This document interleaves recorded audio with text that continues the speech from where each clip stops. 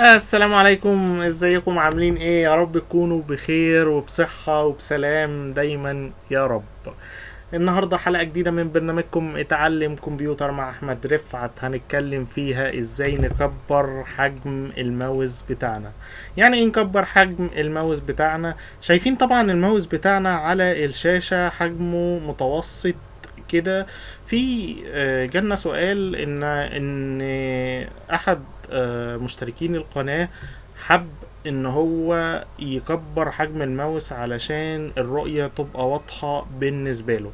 طيب، النهاردة في الحلقة بتاعت النهاردة هقول لكم ازاي تكبروا حجم الماوس. الموضوع سهل وبسيط، يلا بينا ننفذ الموضوع ده عملي. طيب، اول حاجة عندك علامة الويندوز في الكيبورد بتاعتك. طيب، علامة الويندوز في الكيبورد بتاعتك هتدوس عليها يفتح لك قائمة ستارت، او من التاسك بار اللي انت شايفه على ايدك اليمين او تحت، بتدوس على قائمة ستارت اللي هو شريط المهام. طيب، بنيجي هنا من شريط المهام بنختار كلمة سيتنج، بتفتح معانا صفحة الاعدادات بتاعتنا. طيب، بمجرد ما فتحنا صفحة الاعدادات بتاعتنا بندوس على كلمة devices،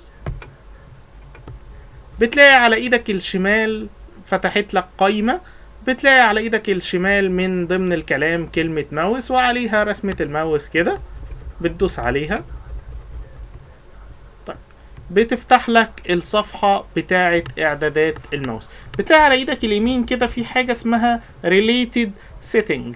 طيب، بتدوس على اول واحدة في related setting، بتقول adjust mouse and cursor size. طيب، بمجرد ما تدوس على adjust الماوس setting، بتلاقي عندك ماوس بوينتر. طيب، في عندك حاجة اسمها تشينج بوينتر سايز، بتلاقي كده في نص الصفحة زي ما انت شايف، وادي السبيلنج بتاعها تشينج بوينتر سايز. طيب، بتيجي على التشينج بوينتر سايز ديت بنفس الشكل ده، بتلاقي كده زي سهم بيروح ويجي. في الاغلب هي بتبقى معمولة عندك على اقل حاجة اللي هو 1. ف بتبتدي انت تغير حجم الماوس زي ما انت عايز. تعال نكبر حجم الماوس لاعلى درجة اقدر اوصل لها. زي ما احنا شايفين ان حجم الماوس بتاعنا كبر لاعلى درجة اقدر اوصل لها، زي ما انت شايف حجمه دلوقتي على الشاشة. طب تعالى نقلل حجم الماوس شوية. قللنا حجم الماوس زي ما انت شايف كده قدامك على الشاشة، حجم الماوس قل.